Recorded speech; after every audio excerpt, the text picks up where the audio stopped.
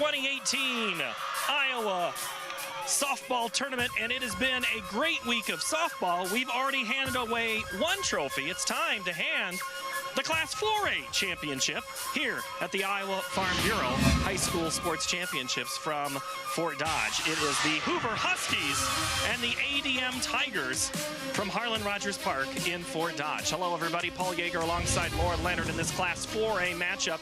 You have a Des Moines Hoover school, Laura, a city school for Des Moines. It's been a long time since Des Moines East back in 2012 has been in this title game.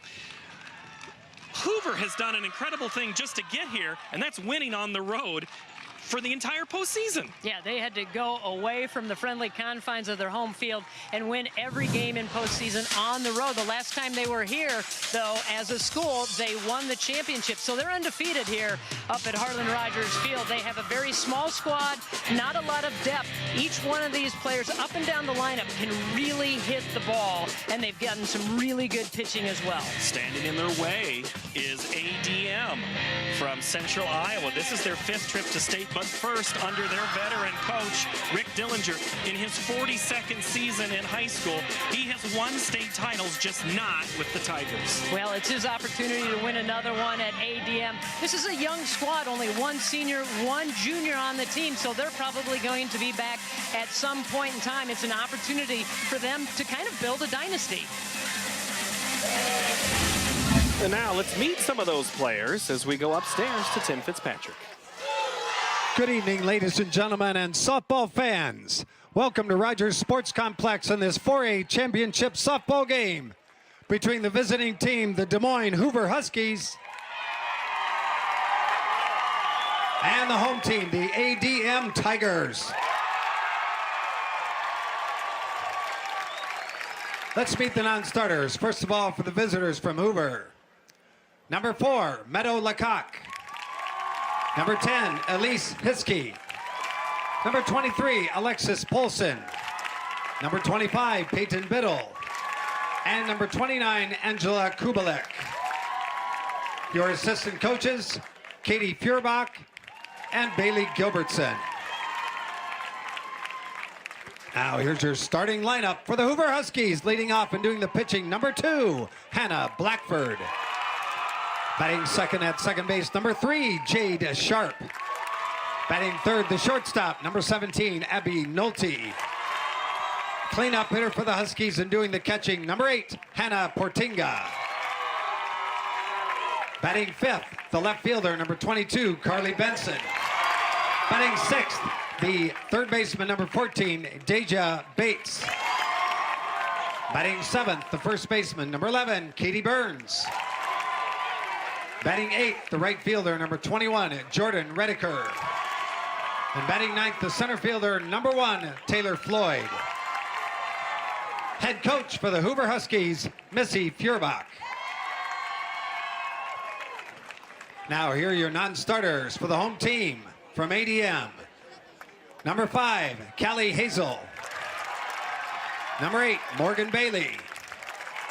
Number 9, Campbell James. Number 11, Taya Spiker. Number 12, Olivia Talari. Number 14, Emma Macadon. Number 19, Paige Jensen. Number 25, Morgan Busta. Number 26, Christina Chapman. Number 28, Lexi Claiborne. And number 30, Lexi Austin. Your assistant coaches for the Tigers, Thana Heller and Kenzie Sutton. Now, here's your starting lineup for the ADM Tigers. Leading off and playing center field, number 27, Morgan Meyer. Batting second and doing the pitching, number 23, Abby Halas. Batting third at first base, number 10, Sierra Wyant. Cleanup hitter for the Tigers, the catcher, number 15, Ashley Tennant. Batting fifth and playing third base, number 22, Brooke Hickey. Batting sixth, the designated player, number 3, Bryn Busta. Batting seventh at second base, number 7, Emily Halas. Batting eighth, the left fielder, number 20, Emily Kay. Batting ninth at shortstop, number 6, Aniston Smith. Your flex player, right fielder, number 21, Emily Hatchett. Head coach for the ADM Tigers, Rick Dillinger. Ladies and gentlemen, please turn your attention to our home plate area. The umpiring crew for this contest as assigned by the Iowa Girls High School Athletic Union. At first base, George Harwood. At third base, Tim Rogers. And calling the balls and strikes, Tony Nelson. Softball fans, it's time for championship softball. And it's time for us to begin broadcast number 2 of the day.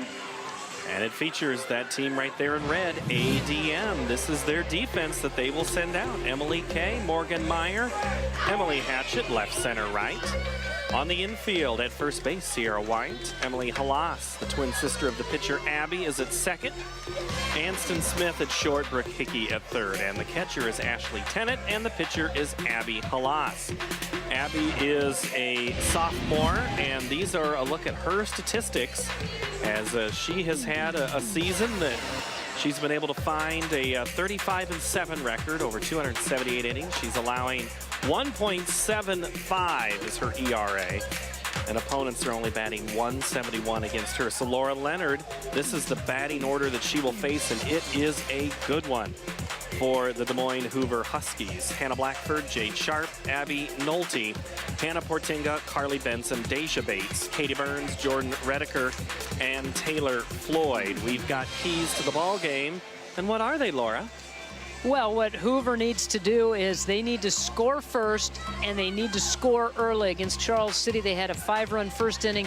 Against Sergeant Bluff Luton, they had an 11-run third inning. So they scored early and they scored often in those first 2 games. Fundamental defense. They've committed only 36 errors the entire season. They've had 5 here, however, in the tournament. And then for ADM, what they need to do, they need to handle the momentum. Get the they're on the big stage. Don't let the big game get to them. Just play their game, and then don't allow for that big inning. They can't afford to give up a lot of runs. They did that against Newton. They were consistently giving up runs to Newton, but they were able to come back. Halas and Tennant, your battery. First pitch swung on, ground ball to second, over one Halas to Sierra Wyant, and there's one away. So that'll bring in Jade Sharp. So Blackford, 8 of these 9 Hoover Huskies play on the same travel team, so they're very familiar with each other. We're going to tell you about how Hoover has not played a lot of games this season as Hoover. They've played a lot of games together as a team, as the first pitch to Jade Sharp is a called strike. Well, they cut down the schedule because they do have limited numbers. They only have 14 players on the team, and so just for safety reasons, keep your players healthy. You don't want to wear them down. They shortened up their practices. They wanted them to be fresh for every game. Well, they had a day off yesterday after winning in the semifinal. Ground ball again towards second. Halas over to Wyant again, 4-3 if you're keeping score at home. That'll bring in Abby Nolte as Halas to the other. You know, we saw Emily Halas have a really nice defensive game in the semifinals. I mean, she made some spectacular plays to keep them in that ball game as Newton was trying to rally and have the big innings. She shut them down pretty much single-handedly. That was almost, you want to call it a heavyweight bout, because both teams just kept countering blows from the other team, and it was just you score 2, we score 3, you score 4, we score 5. You know, I mean, it was just a great semifinal back on Wednesday. The 1-1 is lifted high in the air towards center, going back and making the catch in front of the wall. Morgan Meyer takes away a home run from Abby Nolte to retire the Huskies in the first. What a play in center. Spectacular play, and with the wind blowing across the outfield, she was just able to stay with that. Meyer just kept going back, and finally got up against the fence. She didn't really know where the fence was. She just had her eye on the ball, and then turns and squares up And really, that was going off the top of the fence or out. Look at that other look at it. You can see, yeah, you can see from our angle, it was pulled back. That glove, almost the full wrist, was over the fence and pulled it back over that yellow. I think she saved a run right there. So now Hoover will come out and play defense after going 1, 2, 3 in that inning with the following lineup. Carly Benson in left, Taylor Floyd in center, and Jordan Redeker in right. Jade Sharp is at second, Abby Nolte at short. At third, Deja Bates. The first base person is Katie Burns. And the battery is Hannah Blackford to Hannah Ortinga. The lineup looks like this when it looks at statistics for Hannah Blackford. She's 10-3 on the year, 106 innings pitched for her Hoover team with an ERA of 2.88. And what does she throw, Laura? And in terms of pitches, what type of a pitcher do you expect her to be? I mean, well, she's going to hit spots, and she's not real overpowering, but she's got great command of all of her pitches, and she'll work the zone high and low. She'll spin it a little bit, try to keep these hitters off balance. And there's your lineup of Meyer, Halas, Wyatt, Tennant, Hickey, Busta, Halas, and Kay, and Aniston Smith. So from the left side is Morgan Meyer. Change up lifted between second and right, drifts all the way back into the glove of Jordan Redeker. One pitch, one out. We saw Blackford go to that changeup a lot in that semifinal game. That's kind of a fallback pitch for her. She likes to throw it. And if you throw it too often, though, if you go to the well once too often, you might get burned. But she did a good job of mixing it in the semifinals. It's like when you're playing 500 or a card game and you sluff Trump on the opening hand. That's kind of the way it feels right there. Exactly. I just, you don't want to, I've got the right and the left. Another changeup. Depends on what you're feeling. Because these pitchers, when they're warming up, Laura, they know what's working and what's not in warm-ups. They're like, you know what? My change is working great. Let's go with it. Yeah, you know exactly. When you're in the bullpen, you're warming up before a ball game. And there's certain days where the rise ball might be working better, or the drop ball might be working better, or boy, that change is really working. You know that that's going to be your go-to pitch most of that game. The next time you come out to the circle, it could be completely different. Halas rips it towards center, going back a couple of steps and hauling it in is Taylor Floyd. 6 pitches, 2 outs for ADM. Both of these teams are really getting their cuts. And they're making good contact. They're getting some solid shots. Both these teams are going to have to play some good defense. And that wind's picked up a little bit here. I think you're right. And it's maybe shifted just a little bit more in a true, almost blowing out to right. It was more of a left to right. Now it's more of a out to right. 79 degrees at first pitch. We've just had outstanding weather here for these finals, both last night and tonight, as Wyant is ahead. 2-0, rips it towards third, fielded by Bates. Over to Burns. And the Tigers are retired. 1, 2, 3.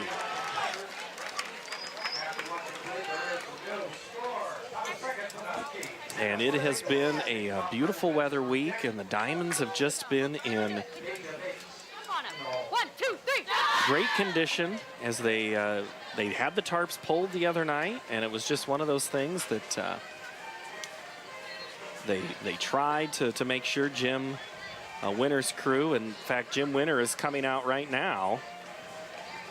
Now, I don't think he knows what's about to happen. I know what's happening. You know what's happening. Let's listen in and see if we find out so everybody can know what's happening.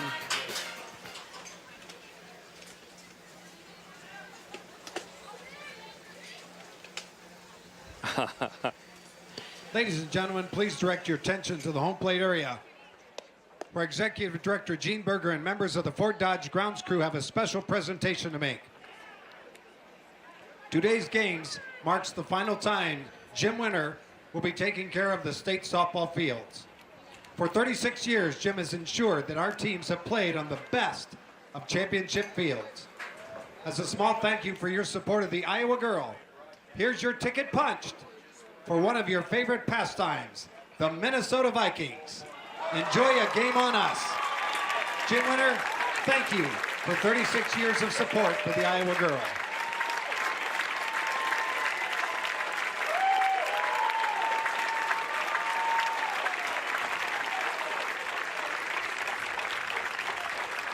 But wait, there's more.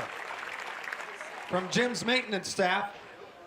For 36 years, Jim has put in a lot of time and effort into making Harlan Rogers the best sports complex in the state.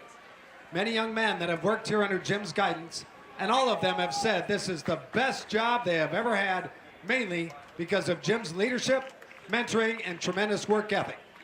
From the past and current Harlan Rogers staff, we would like to thank Jim and wish him the very best in his next adventure. Ladies and gentlemen, Jim Winter.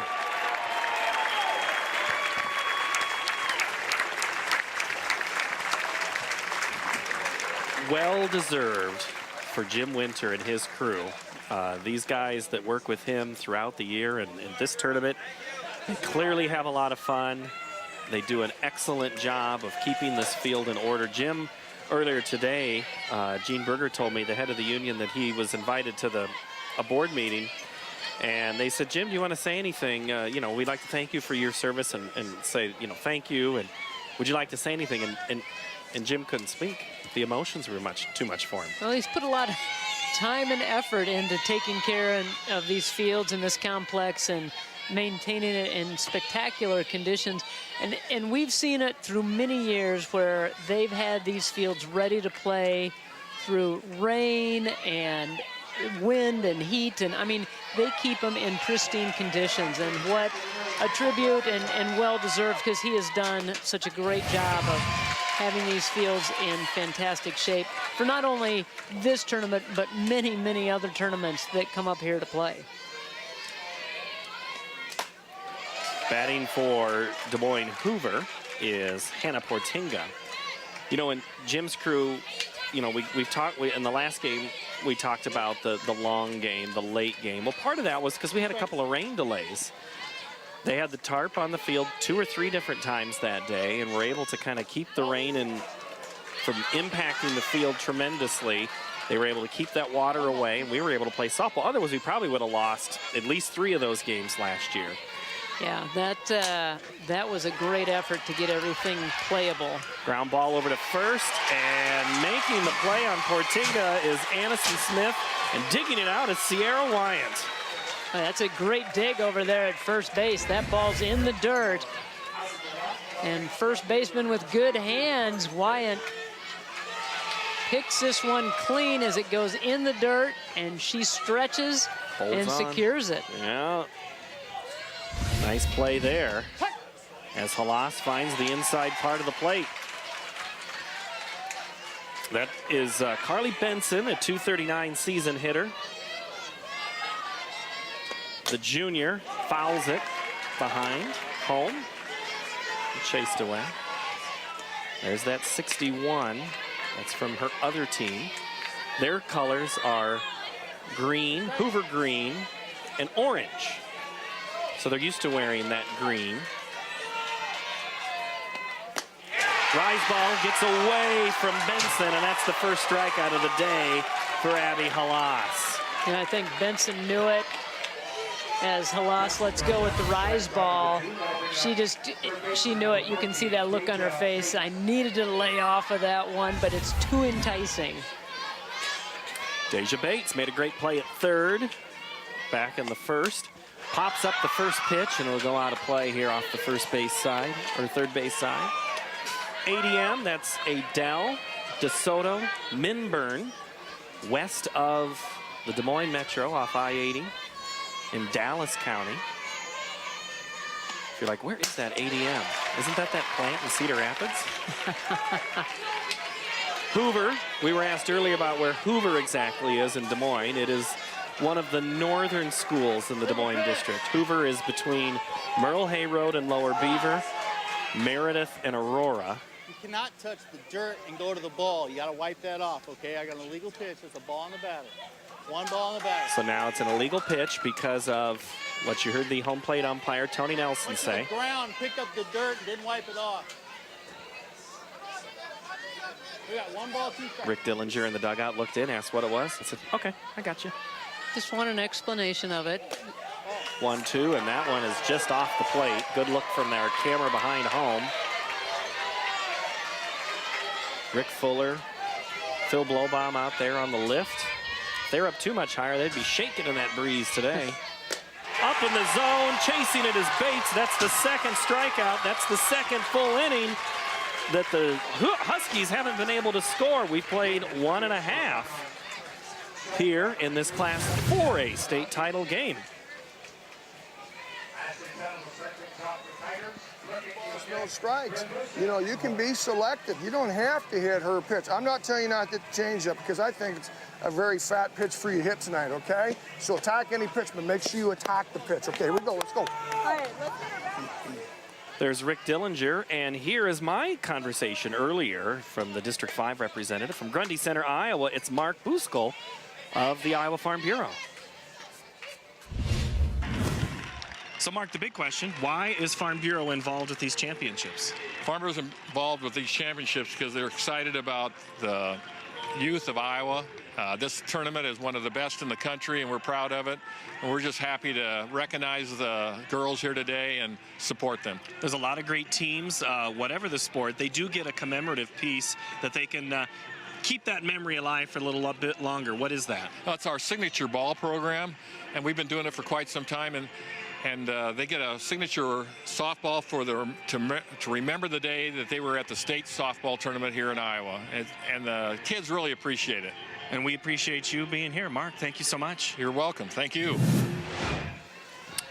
Thank you, Mark, for that conversation. And that helps us bring you this broadcast on statewide Iowa Public Television. And we're hoping you're watching us either on the air or online at iptv.org. And you've seen this is game 4 as this ball is in foul territory and off the front of the glove of Deja Bates. She chased it, gave good run after it, but then had to flip the glove under, and that's even harder to catch. I think this is a wind ball as she takes a couple steps back and then really has to chase it, and at the last minute, it just falls off of her glove. I think she was trying to take a peek to see where she was on the field, and she took her eye off of it. That's when she was not able to glove it. And this is about average foul territory for most softball fields. It's not, spacious or things like that, but it is different than your own field. And these girls have, all girls, not just Hoover, but ADM, all these teams, they have played on a lot of diamonds in their career. In school ball, in Little League, and, 10U, 11U, these teams have been together, and this group of ADM, they've been together as the changeup is pulled over the media area down the left field line and foul. You think of all the innings that these parents have sat through. All the tournaments they've gained, and it comes down to one final game for some of them. Yeah, it really does. I mean, you think back on that, going up through all of the levels, and you get to this one, and some of these girls are not going to go on and play after today when they graduate. They're, some of them are going to continue a career in college, but this could be the final game that they play and that the parents are going to sit in the stands for.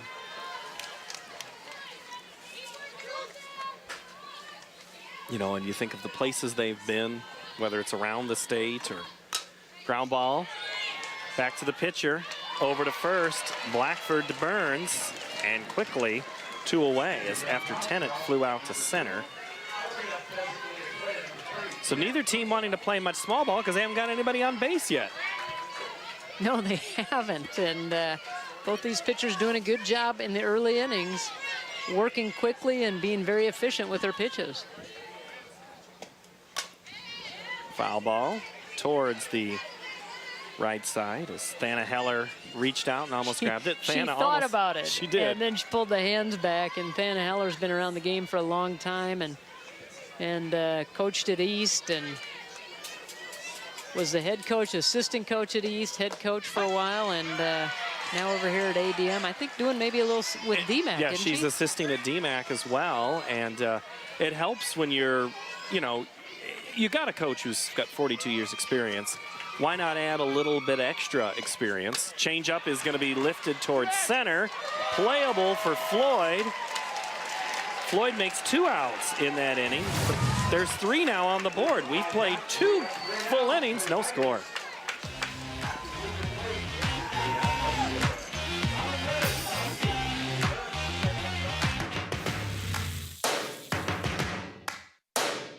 First things first, I'ma say all the words inside my head. I'm fired up and tired of the way that things have been. Oh, ooh. It's happening. From heartache, from the pain, taking my message from the brain, seeing the beauty through the. Hey, you burn me up, believer. Last things last, you're the face of the future, the blood in my veins. Oh, ooh. This is what I want the world to see. But they rain down like.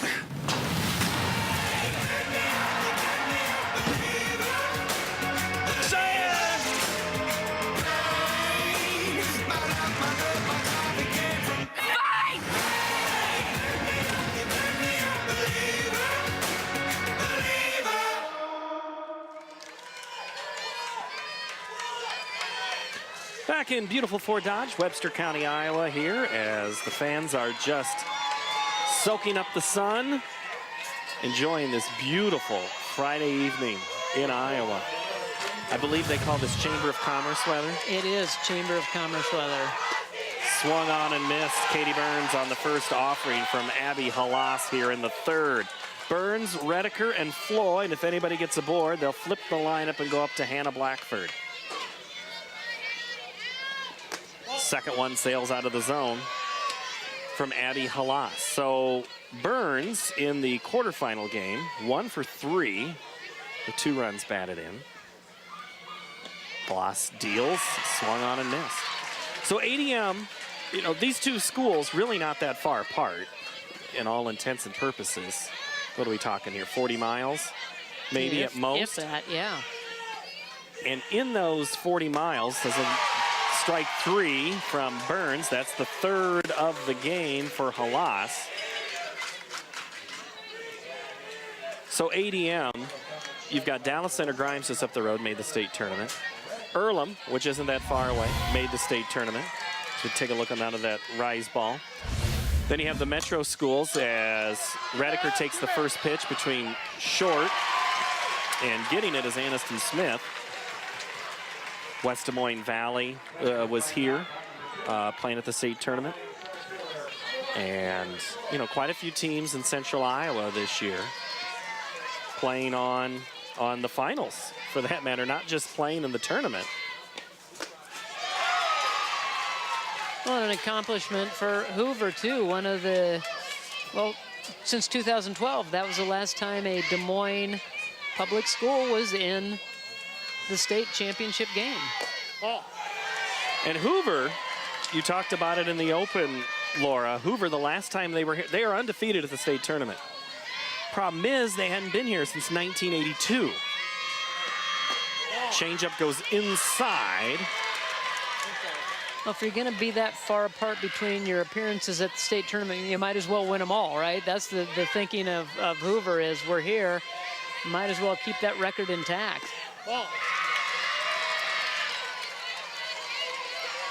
In 4A, you've got ADM and Dallas Center Grimes. They matched up in the first round. ADM won 9-1. Newton, which is on the other side of the Metro. Take a string that you pull from, say, Hoover to ADM, put it the other way, and you've got Newton. Hoover in 4A, and coming up in 5A, we've got another Central Iowa team in Indianola, and they'll face another Quad City area team in Pleasant Valley. Popped up, playable, but a tough one. Yeah, that's a great effort by Ashley Tennant, but she had no chance on that one. Floyd gets new life. And you get a chance to see the little bit of a red streak in the hair there. A lot of these players do some fun things when they come to state tournament, just to maybe make a little statement, that kind of thing. I think we'll see some of that later on with Pleasant Valley as well. Taylor Floyd swings and misses. The 4th strikeout of the game for Abby Halas. Look, She's faced the minimum. The only thing in the game we're doing wrong. The only thing we're doing wrong is when we have 2 balls, no strike, we can be very selective in what we do. She throws first pitch changeup. What are you doing hitting the ball? I mean, that the best pitch she's going to give you? If it is, there's a problem. Okay, so come on. I know you want to attack, but attack pitches that you're really going to handle, that you can really drive. Okay, but don't lose the idea of you attack the ball. Here we go. Come on now. Rick Dillinger with some insight there, and they are trying to solve Hannah Blackford. And she throws here, Laura, as we take a look in super slow-mo. Uses a little wrist over to get some spin on the ball. She does a good job with that changeup. She's got great arm motion, good whip on the arm. Blackford in the tournament so far, she's given up 3 earned runs. She's only walked 1 batter, and she struck out 7.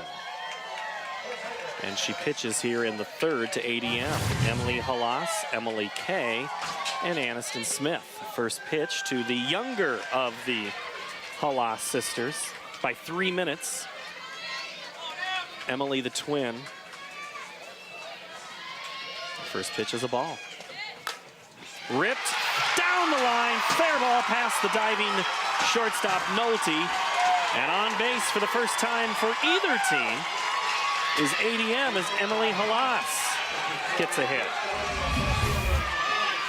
Snuck it between 3rd and short. And just got there quickly that Bates couldn't get a glove on it. Nolte makes a great effort to try to glove it, but that ball got out to left field very quickly. A good solid hit. The bunt is laid down about 3 feet in front of the play. The play to first, back to second. But the job is done by Emily Kay. The sacrifice. As Halas goes to second. Look at that bunt. Fielded by the first baseman Burns, back to Sharp. And then Sharp throws over to Nolte, but it's not in time. That was a textbook bunt. That you just catch the ball with your bat and deaden it. And now ADM moves up the runner again. Aniston Smith. Again, another bunt, and that puts Emily Halas at 3rd at the top of your lineup. What I was going to say, but by golly, ADM hasn't given me a chance to say, the bottom of the order, 7, 8, 9, has been really, really effective for ADM in this last 2 games here at the tournament. Change up towards second. That's playable, and somehow Blackford gets out of the leadoff hit. ADM strands one. We played 3 full innings, no score. You all know what she's giving you. Have confidence. Head on the ball. Hit the ball. Got it. First pitch is always there. Do it now on 3. 1, 2, 3. Do it now! All right, well, you just got a chance to hear Missy Feuerbach, and we're going to speak with her in just a moment. Good story on her, but let's take a look at ADM's pitcher, Halas. This is Abby. And you can see the same kind of wrist action that we saw with Blackford, and making that ball move, getting some spin, gripping those seams, making that ball dance a little bit as it goes to the hitter. And she's going to be back out here in a moment, Abby Halas, and she'll face the top of the order for the Hoover Huskies and their coach right now, Missy Feuerbach, joining us now. Coach, early on in this contest, neither team really getting much on the ball. What are you telling your squad to kind of square it up and put something in play? No, yeah, we just talked to our girls. Our top of the order is up right now. We've all seen her now once. We know what to expect. We have a little bit more confidence. We're putting the ball in play. We're just hitting right at people. So we just got to keep hitting, and we'll find the gaps. Hannah, how she's playing? She's pitching well right now. Yes, she is. She's keeping the ball right around the plate, throwing a lot of strikes. HP, our catcher's calling a good game so far. All right, I appreciate your time. Thank you so much, Coach. Thank you. Missy Feuerbach, no stranger to the state tournament, played for Regina, Iowa City Regina in the tournament. Her and her sister, who is her assistant coach at first base, another twin. And so now we'll flip over, and speaking of that pitcher, it's Hannah Blackford. 1, 2, 3. And as Coach said, they've seen her once. Let's see what they can do with the second time through. Is that true? Does that matter? Is that just Coach Seeing speak? a pitcher a second time, is that what you're... Yeah, I think it does matter. I mean, you have the opportunity not only in your at-bat, but to sit in the dugout and see her. and see what she's throwing and kind of see if she is in a routine, if there is a pattern to what she's throwing, or can you see how she grips the ball? Is there a little tell about a pitch that you might anticipate? And so here you go, first time or second time around, leadoff hitter on. Blackford gets the hit and will stay at first. Blackford's had a great tournament from the plate. She gives way to Jade Sharp, who puts the bunt down, fielded by the third baseman, Brooke Hickey, onto Wyant. Blackford goes to second on the sacrifice. Again, both of these teams very fundamentally sound when it comes to bunting. And Nolte is going to get an intentional pass, and that's something Coach Dillinger did in the semifinal game against Newton's best player, Voltman. Emily Voltman hit a walk-off homer in the quarterfinal. He walked her 5 times on Wednesday, intentionally. Yeah, and he said, you know, he goes, I sometimes hate to do it, but I'm not gonna let the great players beat me. And he has employed that strategy, and it worked for him, and he got him to the semifinal, into the championship game here tonight. Halas pitches, popped up towards short, playable, infield fly. So the second out is on an infield fly. The runners stay at first and second. It's up to Carly Benson to keep something going. You know, Coach Dillinger said when he was coaching at North Polk, there was a game against Solon when he walked their best player over and over again. So it's not a new concept. It's just easier now. You just say, I'm walking you. You don't have to throw the 4 pitches. Right, and that's just a way. Softball is a fairly quick game, but it's just helping speed it up a little bit. And you know, sometimes, and very rarely, when you were pitching those 4 pitches and the intentional walk, did one ever get by the catcher, but every once in a while, one would sneak by. Yep. Carly Benson, the junior, playing left field. And that ball is a called strike.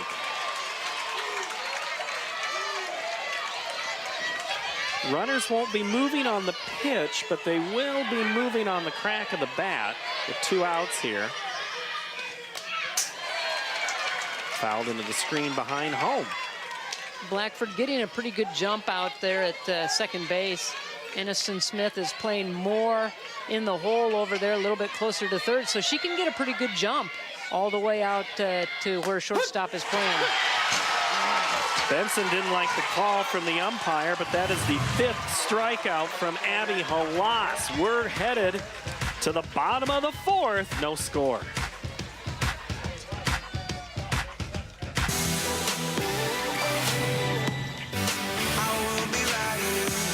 There is a deal to be made there. It comes down to the votes. On this election night, 2 wins in the biggest races.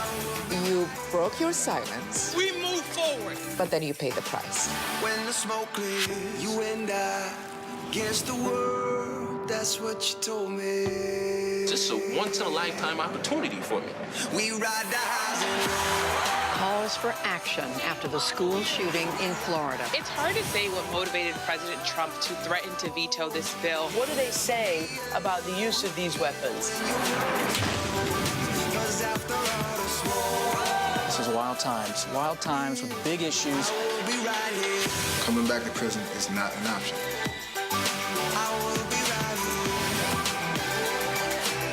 All that and more. When the smoke clears. The green and gold of the Hoover Huskies have made the trip up. A lot of those, if you take a look in that audience or in that cheering section, I guess that's in the outfield. But the one behind home, Laura, you're going to see a lot of players from that 1982 team from the Huskies. They have really been on board with this new era of softball at Hoover. You can see there, some of them are wearing even the old shirts. Saw a lot of those earlier in the week, some of those players from that 82 team. Kind of fun to relive and support the alma mater as that pitch is a ball, and now 2-0, Abby Halas at the plate, the pitcher trying to help herself. You know, it is kind of fun to be able to follow your high school if you're still around the area and you still have pride in your high school. A lot of players will come back and follow their teams. And I know when the Roosevelt girls made it to state basketball, it was a great thing to be able to follow them, and you do take a little sense of pride in that. And I know these Hoover players, I know actually several of them had played with and against several of them later on after college. Halas rips it down to right, gets past the right fielder of Redeker, and Halas is at second to start the 4th inning.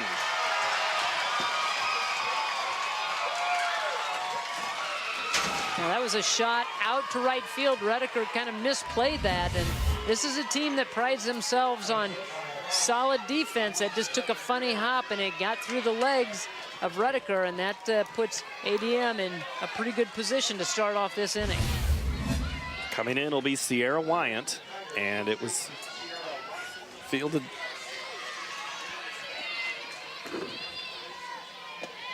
Okay. We have I throw down to second, not in time. And Portinga has been known to do that. She'll just throw from her knees, and she's got a really strong arm. Will throw behind that runner. Sorry, in the semifinals, pick off a runner. The last play to Halas was a single with an error. That's the first error of the game, and we'll see if ADM can cash in on that miscue. Wyant, last trip up. Grounded out. She rips that one and almost hits the tarp down the left field line. The tarp is okay. Wyant playing first base has been busy. But not too busy because it's been 5 pitches. Base hit up the middle. Halas is going to be waved in to score and is safe at the plate. Down to second is Wyant, and ADM strikes first. Solid single right back up the middle. Floyd was playing fairly deep, but boy, she's got a gun for an arm and made it close at the plate. It just short hops Portinga. Might have been close at the plate. Think she would have gotten in, but what a throw from center field. Wyant was 3 of 7 coming into today.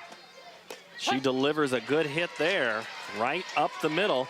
So Coach Furbach talked about seeing a pitcher the second time. ADM is seeing Blackford for the second time and making contact. And that one's out of the zone. 2-0. Tennant had a 3-run homer in the semifinals. Went 2 of 3 after going 0 for 3 in the opening game.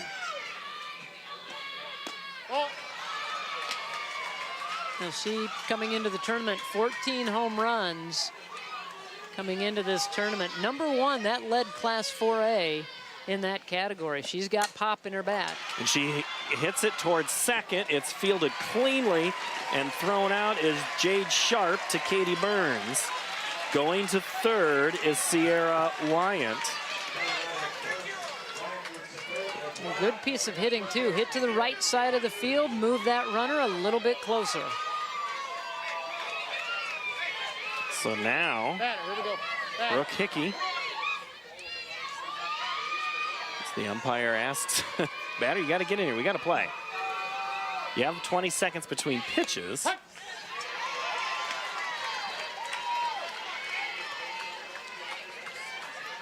They're bringing the infield in just a few steps, not very close, but just want to try to cut that runner down if she's going on contact.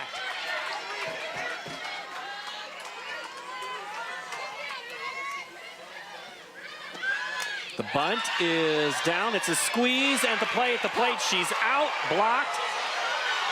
And now the umpire is saying, the coaching staff is saying she dropped the ball, but Time. They're going to confer quick to see if it happened on the transfer or if the ball was dropped during the play. Tagged her out, but I had the ball on the ground after the tag.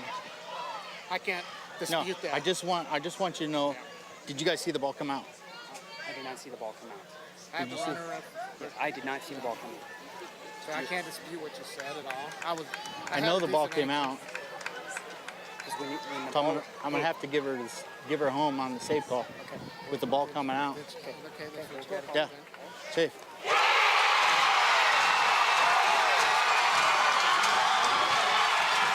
Tony Nelson, George Harwood, and Tim Rogers confer. Get a look at it here. Push it to the right side. The good flip.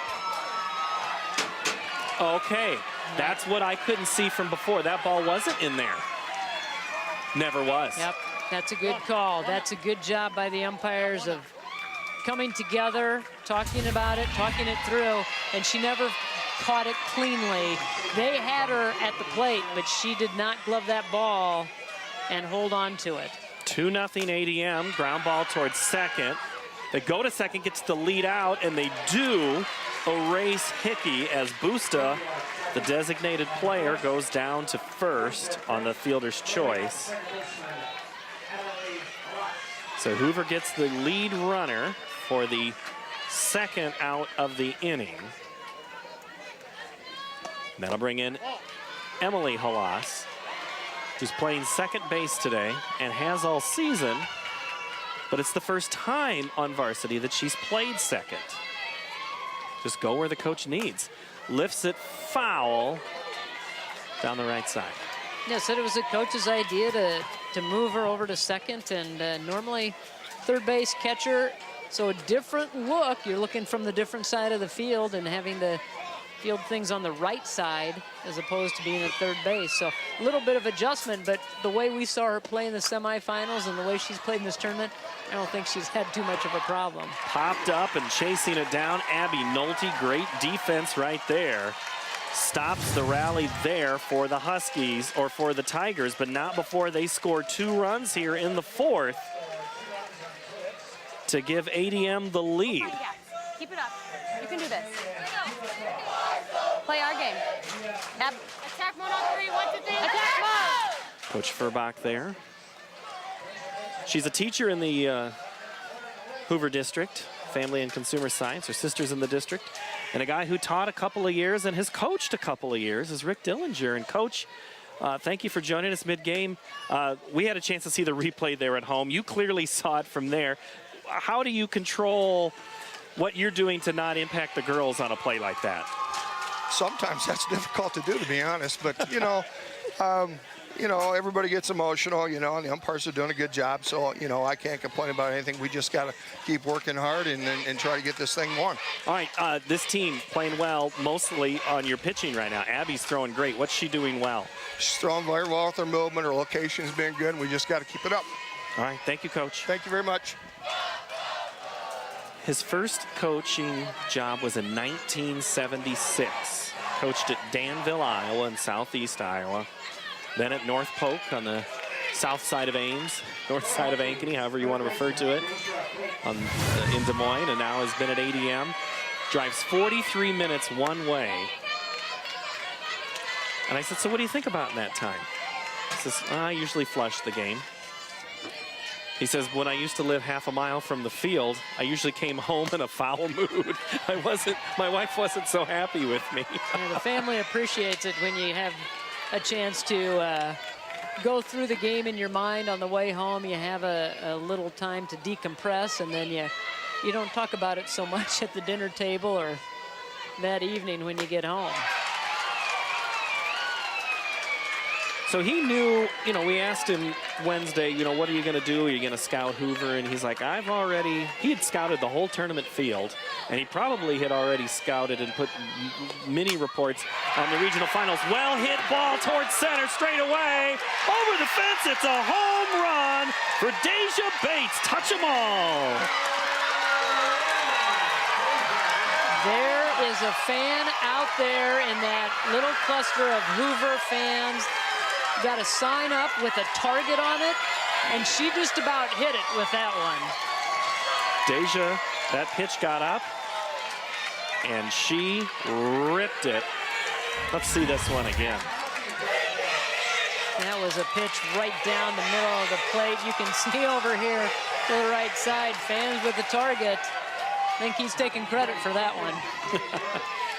The Hoover fans have got their target up again, as Katie Burns will try to replicate what Deja Bates just did.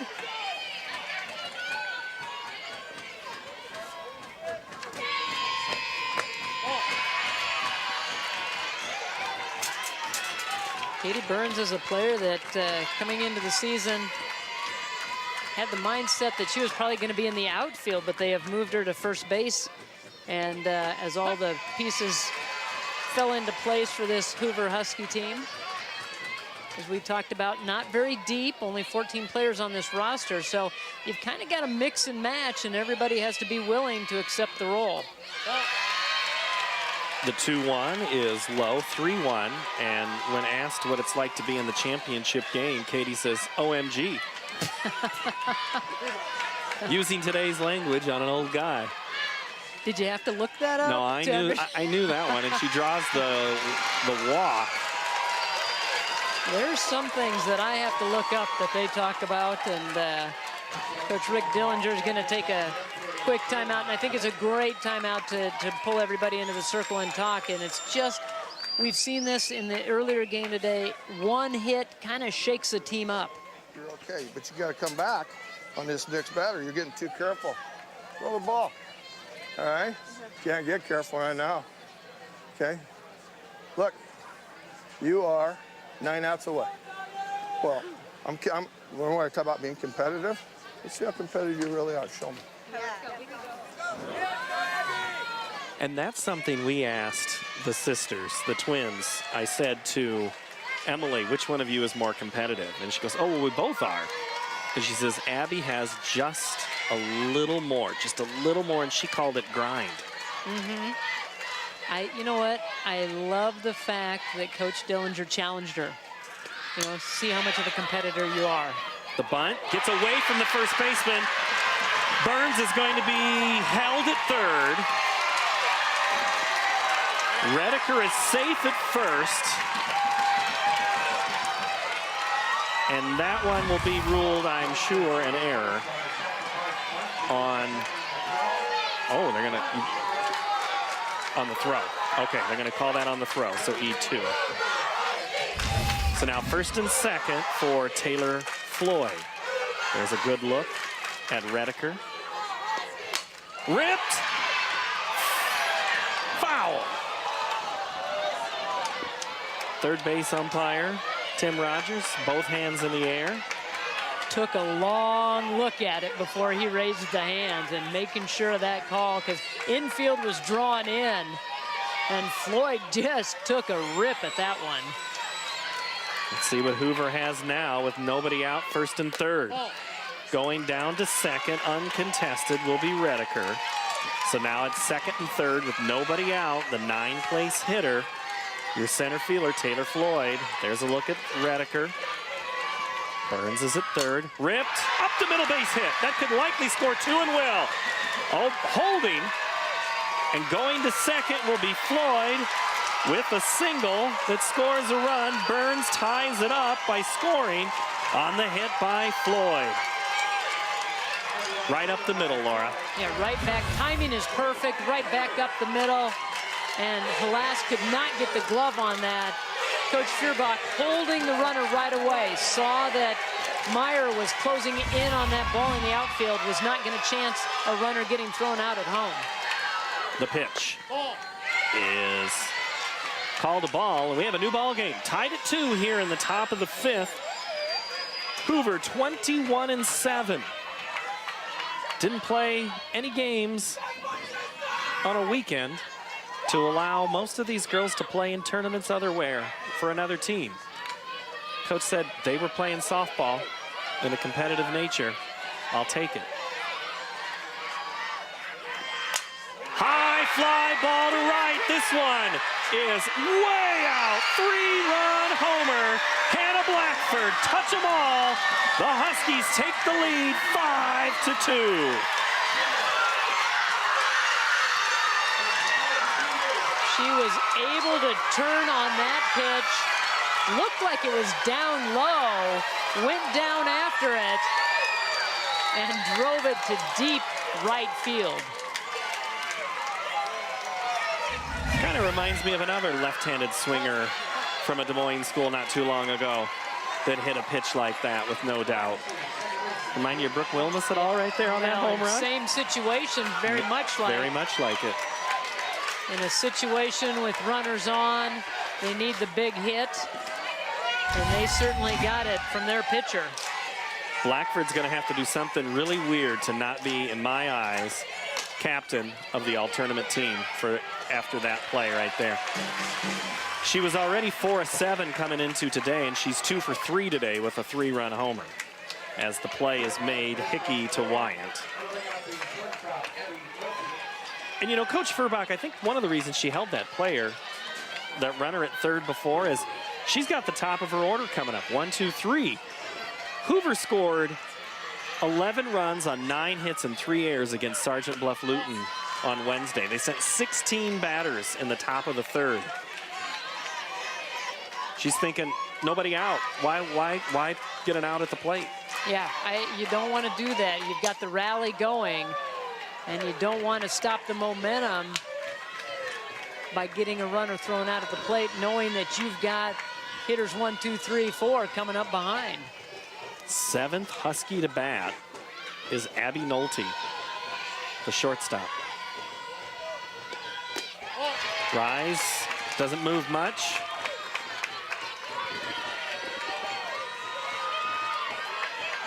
Came into this tournament hitting .597. Line drive up the middle, takes off Halas's glove. No way Aniston Smith's going to make that play, and that's a base hit. You'll see her glove come up. She put her hand up. That's a couple that have just gone right up the middle. They're starting to time her pretty well now, and she's going to have to start mixing some pitches, Halas is to try to get these hitters back on their heels.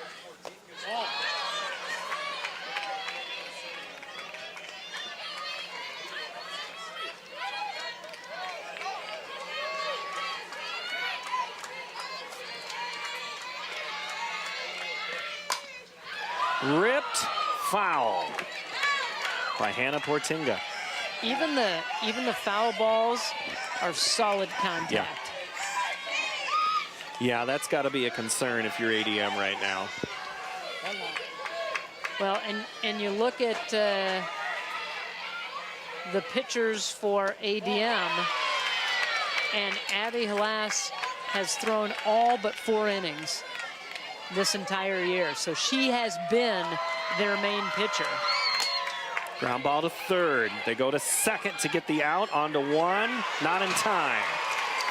Fielder's choice, a double play would have gotten him out of the inning. But I tell you what, Hickey had no doubt where she was going with that. Right, immediately knew what she needed to do. Get that lead runner, don't allow another runner into scoring position, and she erases that runner going from first to second. Portinga will have a courtesy runner, and it is Meadow Lecoq.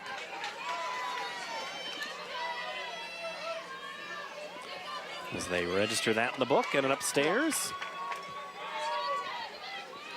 the 8th grader. Brown liner right up the middle, another base hit. And Carly Benson was the 9th batter. So the Huskies have now batted around here in the 5th.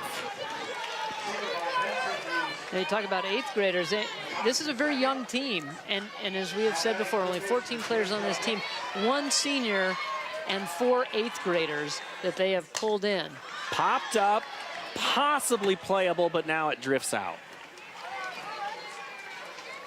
If the wind was as strong as it was earlier, that probably comes back, which means it's fly time here in Fort Dodge. I just tried to slap one. I'm not quick enough. Reducing the population. I'll get one by the night, end of the night. Benson rips it down that left field line again. And just like you said, hard hit even on the foul. This is Bates, not Benson. Benson's at first base.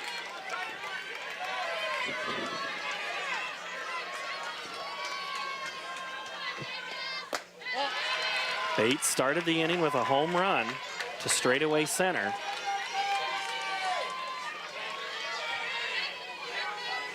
Well, we knew this was a potent lineup for Hoover.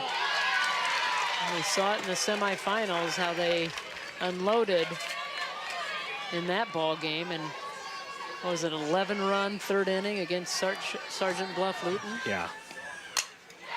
Line towards center, and it gets past the center fielder. 1 run in. Here comes another one. Going to the plate with the throw.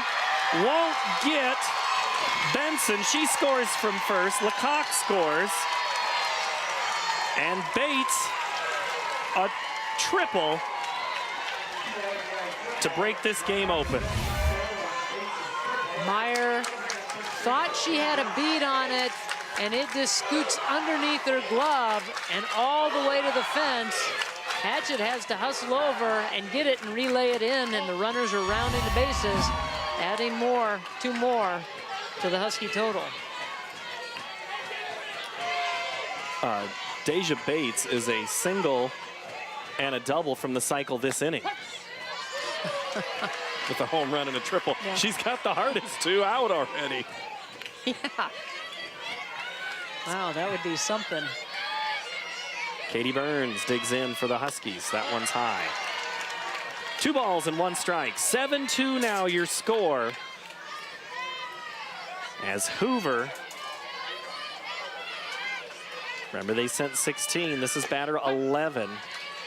And it was a similar inning, Laura, where just no pitch was going to land for Sergeant Bluff. And it almost kind of feels that way right now. That one's towards short. Smith has it over to first. Holds on. Is Wyant. And ADM now goes in down 5. A 7-run inning. And it was done mostly on home runs. Leading off the inning, Deja Bates goes yard. And then with 2 runners on, Hannah Blackford steps up. And she lifts a high fly to right. Wasn't anything Hatchett was going to do. As Blackford, 3-run homer. She's 2 for 3 on this game to go with a 2 for 3 performance in the quarterfinals and a 2 for 4 in the semifinals. And just like Coach Dillinger said, we were just so many outs away. Now all of a sudden Hoover's got to be feeling it. Now Des Moines Hoover, 21-7. They were 19-7 entering the state tournament. They won 3 games on the road because they didn't have a good enough record. They go and beat Bondurant for our 5-2. Winner set, who was in the state title game last year, winners in Class 4A. Right. Then they went all the way over to Council Bluffs area and beat Lewis Central 3-2. Tell you what, sometimes, and we've seen this a million times in all kinds of sports, the team that gets hot down the stretch is the team that's going to win it. And this is a team that has come together and played really good softball down the stretch. And it doesn't matter to them where they're playing, that they've got the experience. They go on the road, no big deal to them. They're able to get into the state tournament and then put 2 games, really good games together. So far, another half game, they've got those bats going and have really strung those hits together. I had one coach tell me this week that it's harder to get here than it is to win it. There's a liner fielded on 1 hop by Bates. And Emily Kay is out. And, you know, the thing about a travel team is you have no home diamond. One of the things Abby Nolte had told me was, you know, what's it like playing here? She goes, we've never played in front of a crowd this big. Yeah, well, probably. And, you know, the travel games and the travel teams, you know, going to be maybe parents and a few friends and that kind of thing. But now you've got your whole community, your whole school backing you. That's got to be fun for these girls. They did the same thing last year as sophomores, played on the Hoover team, and they were close last year, but this year, just a different level of intensity. That's hit towards second and fielded cleanly. Jade Sharp to Katie Burns. And now ADM needs that bottom of the order to produce, and they go 5-3 and 4-3, and it's the top of the order, and Morgan Meyer here in the ADM Tiger 5th inning.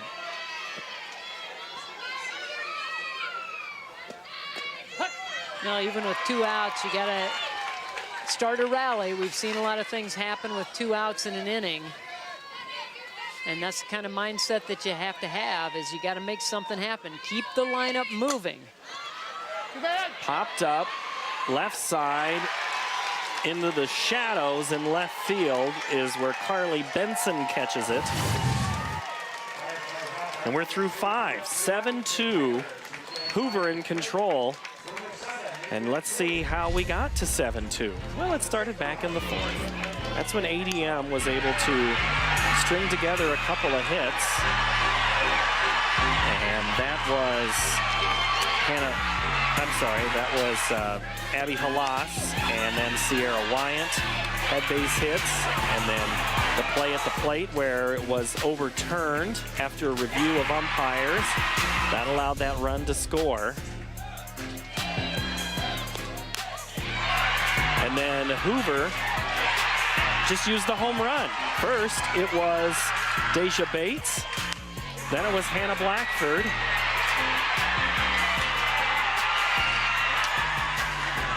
And that is how we got to 7-2. And these are featuring the Iowa girls. And there's a look at the Iowa boy.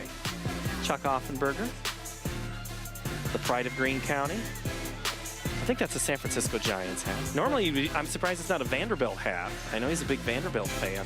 Text everybody, Chuck, if you're watching, or tweet at him. I know he likes to tweet. Does he? Yeah. All right, maybe I've tweeted back and forth with him a few times. Maybe if I knew how to tweet, I'd tweet at him. You know how to tweet. I'm getting better. You are getting better. better. We had one earlier with you, and you know who also tweets? Brad Wells and Molly Parrott. And we were tweeting at them last night as they had 2 great games. Man, did they have 2 really good games, and what a great job by them and the entire crew last night. Hoover feels like they just were up to bat. It's going to be Redeker, Floyd, and Blackford. As the shadows start to nearly cover all of home plate area, the left batter's box is still in the sun. The right, where the right-handed batter stands, is in the shade. You can see those shadows real long. Well hit ball towards right is plucked out of the air by Emily Hatchett. Nice catch there. And there's 1 away here in the 6th. Again, solid contact, but a good job by Hatchett to stay right with it, kind of drifting back towards the fence and able to reach up and pull that one in. Taylor Floyd, she had a single back in the 5th. You know, Coach Furbach said these girls live for softball. She says it's nothing to ask them to do 1 more round at practice, 1 more hit station, 1 more set of infield. They do about a 90-minute practice, usually in the morning, done by 11 o'clock. Popped up right side of the infield, playable for Halas, who hauls it in. That allows them to have jobs, have lives. She says some of these girls watch little brothers or sisters and can have jobs and have lives. You know, and there is something to be said about that. Yeah, I think gone are the days of the 4-hour practices anymore. I don't think that players will stand for it, number 1, but I also think there's a lot of things going on in these kids' lives that to devote that much time to your sport is awfully tough anymore. Nice rise pitch from Halas as Blackford swings and misses. And I think if this game was maybe 3-2 or 4-2, I would think Coach Dillinger would have walked Blackford, but he's letting Halas pitch to her, and he gets her to ground out to Halas. On to Wyant, and Blackford's retired. We've played 5.5. Hoover in control.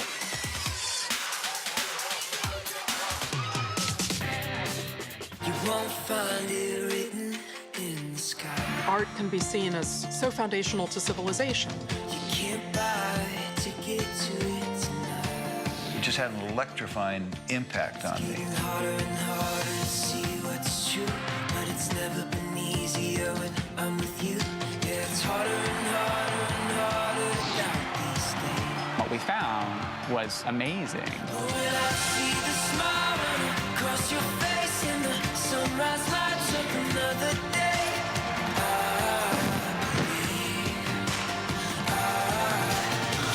Why not be absolutely outrageous? And it came like a razor blade. It's... Art is a mirror of the experiences of being here.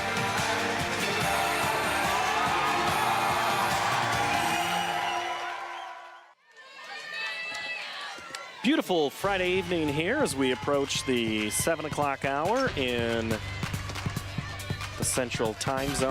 7-2. A 7-run fifth. Big inning for Hoover. 2 errors for ADM, or 1 error for ADM.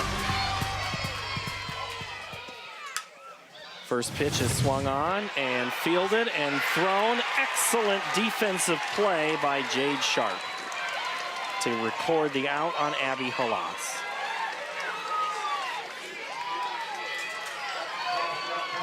This Hoover team has done it all season long defensively.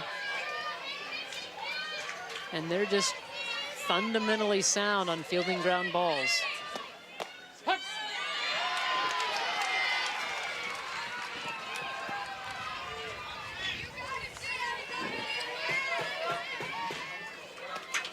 The changeup is in there for a called strike on Sierra Wyant, the first base person.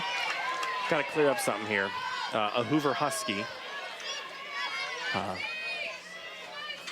Beth Haig is watching. And Beth, you know Beth. Yes. And I said that Chuck Offenberger's wearing the San Francisco hat. Turns out Chuck's nephew, I didn't realize this, is Tony Watson, former DCG pitcher who's now with the San Francisco Giants. Oh, nice. Watson had a really good contract, played for the Pirates for a number of years. Yes. I think he was with the Dodgers last year during the World Series run, and now he's a Giant. Popped up on the infield. Blackford calls, corrals, and makes the out.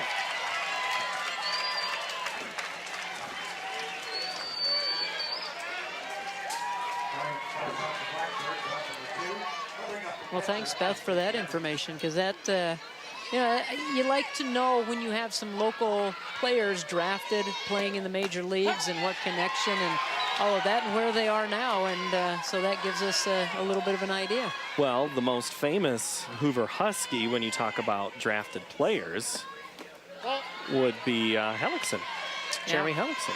Yeah. He's had a decent career. He's made some money. You wonder if he is tuned in and watching right now. If it's between starts, maybe.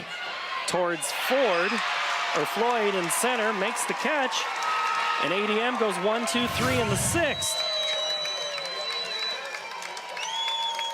And the Hoover Huskies are feeling it from Fort Dodge.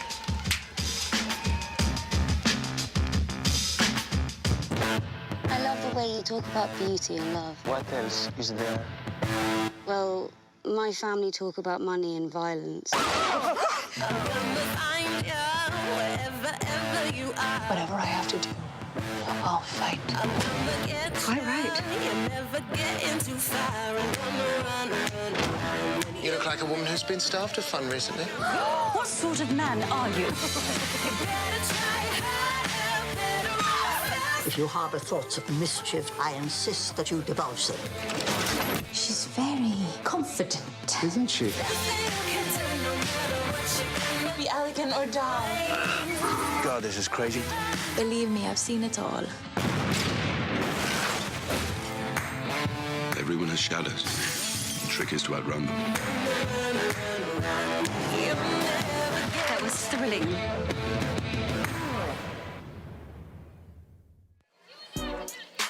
As a coach, you don't want to have crooked numbers on the board. There's a couple of crooked numbers there. 2 in the 4th, not really bad, but it's that 7 in the 5th that stands out. 7-7-2 for Hoover, 2-3-1 for ADM.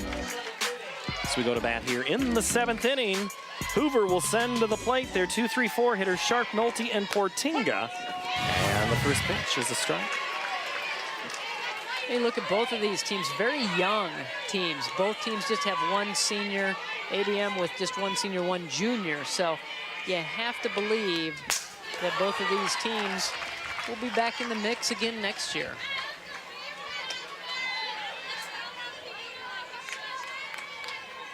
And you could, make a case of, you could only speculate about where coaches go and things like that. But when you're in one district and in another, the Regina job was open last year when John Protzman retired. That's a job, if Missy Furbach wants to move back home, she could maybe take if she's interested, Her dad was an assistant under Protzman after the Furbachs got done playing. But she's in the Des Moines system. She teaches at the Hoover School. She sees these girls.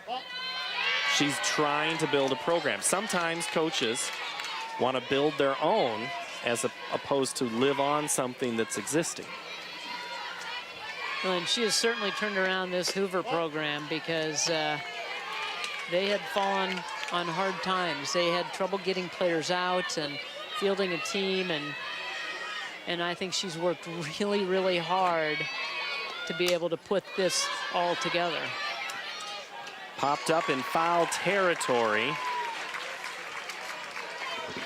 is Jade Sharp, and she's retired as the catch is made by Brooke Hickey. So Nolte will step in.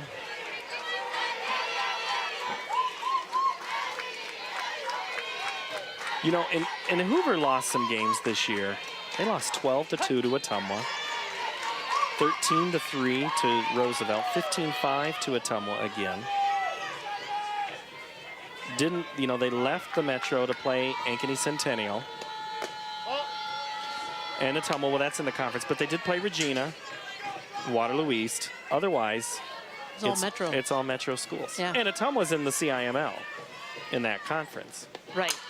Popped up high in the air, drifting back towards right, has a chance, off the fence, off the right fielder.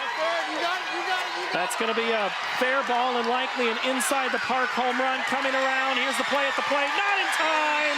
Abby Nolte with the home run in the title game. The hard way. Boy, and a tough play for Hatchett because that ball was drifting on her, and she was up against the fence. The ball's moving on her as Nolte lifts this one and starts running the bases, and it just falls in front of her. And when it bounces to the right of the right fielder, there is nobody around to help. And you're right, you're in no man's land, and it's all yours, and I don't think she could locate it right away. All right. She misread the wind, didn't she? She drop stepped that way, and the ball took off runner that way. So you go out to her, make sure she drop steps to her left because of the wind on her first drop step, okay? All right, let's get this next kid and get this thing out of here, all right? Get this over with right here, and then we come back and see if we can get 6. Let's go, get to work. Coach Dillinger makes the way. Can't get a good look at his pants, though. He's one of the only coaches that still wears long pants. And he said he's always done that. He had a bout with skin cancer, and he said, I can't wear shorts. So he sits there, he calls the pitches, very good understanding of pitching. He's got a good pitching knowledge, well respected around the state. And he said, I'll take the blame if I call the wrong pitch, rather than have the catcher and the pitcher work it out and have that pressure and that blame put on them. If something goes wrong, he goes, I'll take the blame all day long. if we call the wrong pitch. Popped up on the infield. That's a live ball. No, Foul ball. Foul ball. Okay, I didn't see where it landed. Yeah, it landed in fair, but it bounced foul. Nobody had touched it. Had the Somehow, that's backspin right. on it. It rolled back I was watching straight up the chute right here. I was watching something else. And everybody's talking. Everybody's One ball, one strike. pointing to one another. You catch it, no, you catch it. And then nobody caught it and went foul, so it falls harmlessly. The hardest one is those pop-ups with the catcher because of the spin. Ground ball to third is scooped and thrown over to first. Hickey to Wyatt. Hickey's made a lot of nice plays today. She has, and that one was a short hop. She stayed right with it, kept the glove down, and made the good, strong throw.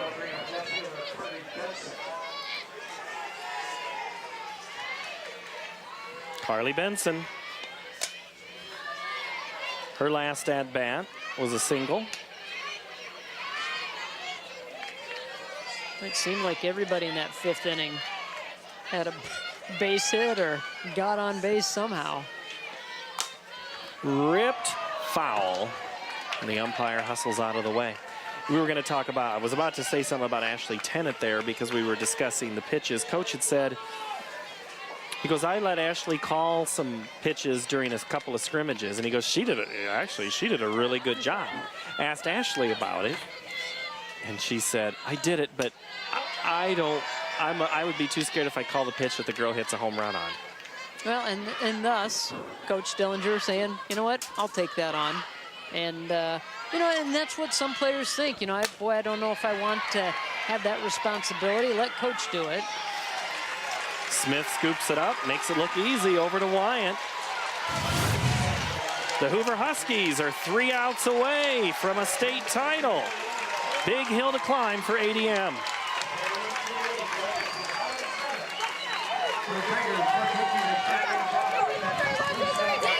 Attack the ball. Don't even think about it. Just attack the ball. Attack the ball. You know, the experience of a coach, knowing when to say and when not to say. Because you notice, Coach could have been out there right away and huddled them. But he felt it was more important for his leaders to run that huddle. All right, and you're right. I mean, he's got the experience. He's seen it all. He really has, and what a great coach he has been and is and will continue to be. And you just have to understand your team and know what the makeup of your team is and understand your leaders. Are they going to get in there and rally everybody? And, you know, you heard him say it in the circle. Let's get out of this thing and let's go get 6. It's a big hill to climb. The Huskies 3 outs away. Up 8-2. Swung on and missed. Brooke Hickey. It'll be Hickey, Busta, and Emily Halas. And if anybody gets aboard, it's Emily Kay. It's a freshman, an 8th grader, a sophomore, and a sophomore. Blooper to right. It's going to get down, and it's going to go past the right fielder and all the way to the fence. Running around second is Hickey. She's going for third. They're going to hold her at third. And almost a similar play as we saw in the top of the 7th happens here in the bottom of the 7th. Well, you said it's a big hill to climb for ADM, but what a great start for them as Hickey laces one to right field off the glove of Redeker. Actually, I don't think she even got to it. No, she didn't. I thought it hit off the end of her glove. You keep doing your job, go get outs. Go get 3 outs. Yeah, never, and if she does bunt, you go 1. Huskies. Yeah, well, whatever you want, Ab. Tough D on 3, 1, 2, 3, Tough D, here we go. Again, a coach deferring to her team. Whatever you want. You call what we're going to say when we break up. All right, so in that situation, she's talking about let her score if she's going to bunt it, because you cannot get outs at the same number that you need runs. You're down 6. If they score, they're only down 5 and the bases are empty. Well, I guess it would be a runner at first, but. Well, and I don't think that they would bunt in this situation. I don't think you want to give up outs because you have to know that Hoover's going to go, fine, we'll give you that run in exchange for the out. Liner past second base and into the outfield. The run scores. Bryn Busta comes through with the RBI. Don't go away yet, folks. Yeah, this is starting to get interesting. Base hit, just looped it into center field. That scores the run. Still nobody out. Halas ripped foul. As we're after 7 o'clock. On a beautiful night here on Friday, July the 20th, 2018. First ball is called on Emily Halas. 8-8-2 for the Huskies, 3-5-1 for ADM. 1 run's already scored here in the 7th. Brooke Hickey leads off with a triple. Bryn Busta drives her in. Emily Halas at the plate. Nobody out. Ground ball towards short. Could be 2. They get 1 and not in time at first. So Halas, the fielder's choice, as the lead runner is erased. And that's what Hoover is looking for. The ground ball stays down, doesn't take any hops. They get the force, could not get the turn. And they're willing to just say, give us outs. We don't care if you put runners on base. We're just looking for outs. Now there's 1 out. And you're back where you started from with a run at first. The pitch is high to Emily Kay, a sophomore, and another freshman on deck, Aniston Smith. When you heard Coach Dillinger said, just go and attack. Attack at the plate. Be comfortable, be relaxed, but attack that pitch. Change up from Blackford. It's fouled back into the screen.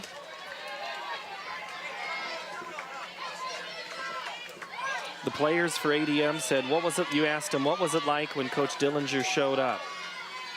And they said, the culture changed. We knew we could win. And here they are in the state title game. You know, and sometimes that's all it takes is just a change of the environment and the attitude and bringing in an attitude of, yeah, we've got talent here and we can win. You guys have to believe. He believed in them. Foul ball ripped down the line. One of his first players that he had at ADM didn't like what she was swinging at, did she? Or did he? No, and he just took his hat off, and it reminds me very much of another guy that coached for a long time, Larry Niemeyer. At Cedar Rapids Jefferson. At Jeff, but he started out at Adel. And you get looks like that from Coach Niemeyer, and it's somewhat intimidating, but you know that what you've done. Hannah Blackford picks the right time for her first strikeout of the game. It comes with, it's the 2nd out in the 7th, and now the Huskies are 1 out away from a state title. What does ADM have left from Aniston Smith? Fouled off, a ball and a strike. Now she's just wanting to try to keep it alive, flip that lineup over back to the top. She was 2 for 2 back in the quarterfinal game. Rise ball. Hard to keep up with that one up high. And now, ADM down to their last strike. The pitch. Ground ball to third. Over to first. Out! Huskies are your champions! For the first time since 1982, don't stop believing. The 80s are back.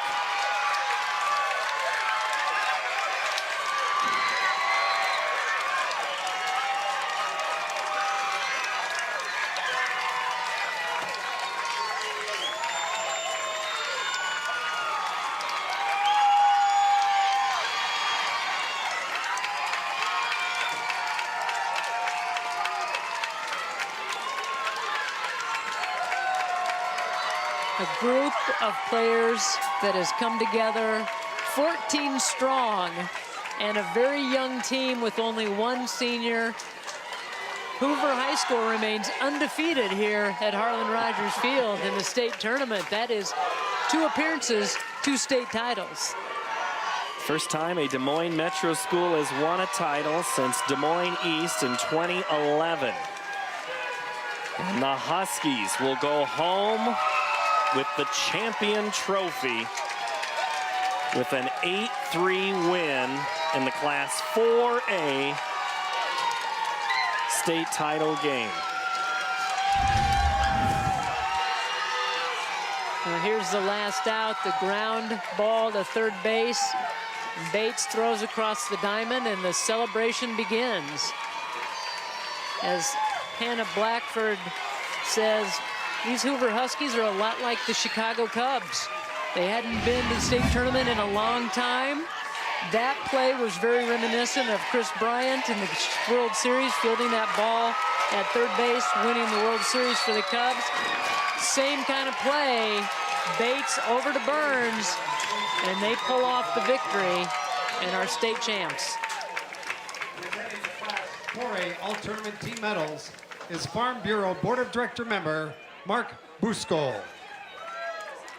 Here is your 2018 Class 4A All-Tournament team selected by the Iowa Girls Coaches Association. From Hoover, Hannah Portinga.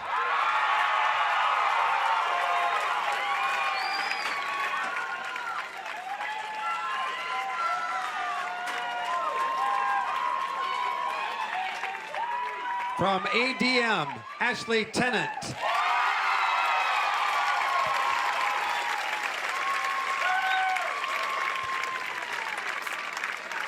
From Cedar Rapids, Xavier, Olivia Richards.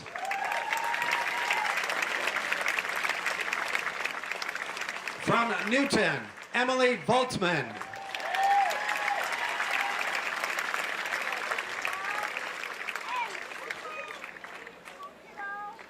From Newton, Mackenzie Brown.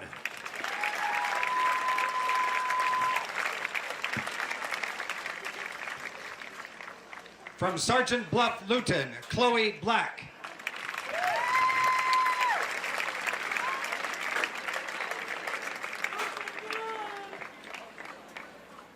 From Sergeant Bluff, Luton, Emma Christensen.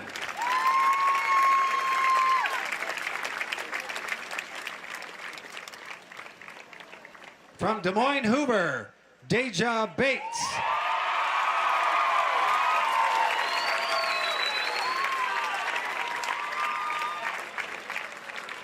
From Des Moines, Hoover, Abby Nolte.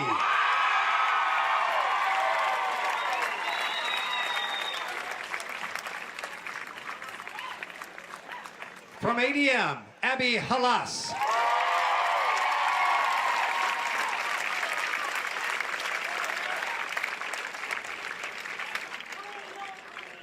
And your 2018 Class 4A All-Tournament Team Captain, from Des Moines, Hoover, Hannah Blackford.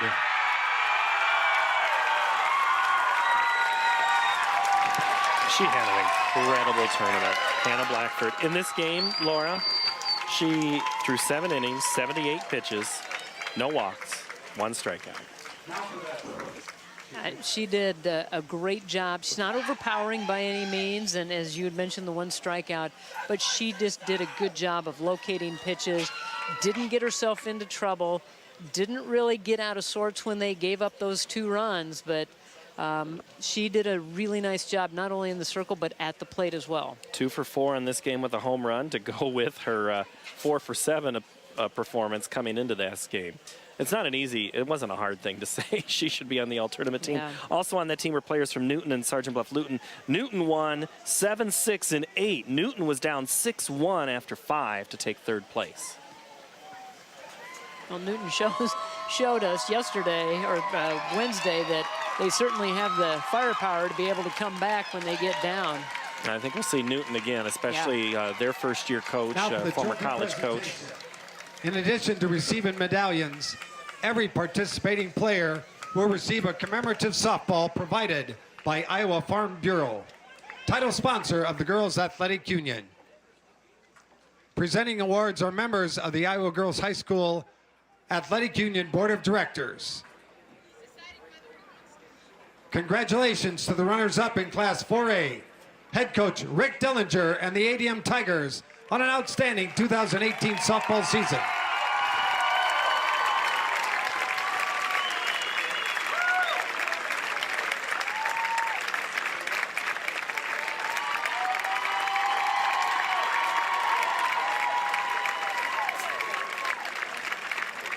And congratulations to your 2018 Class 4A State Softball Champions, head coach Missy Feuerbach and the Huskies from Des Moines Hoover.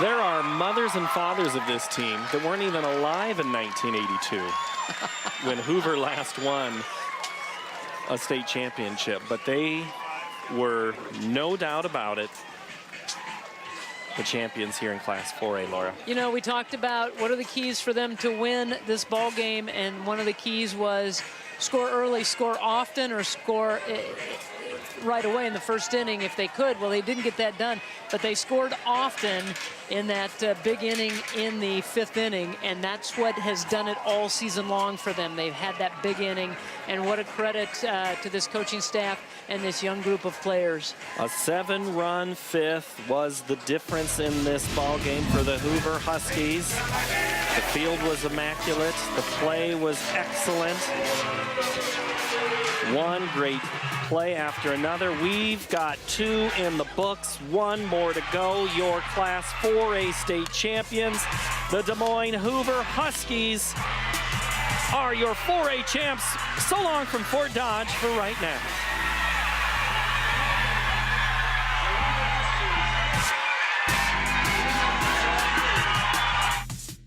Funding for the Iowa Girls High School Softball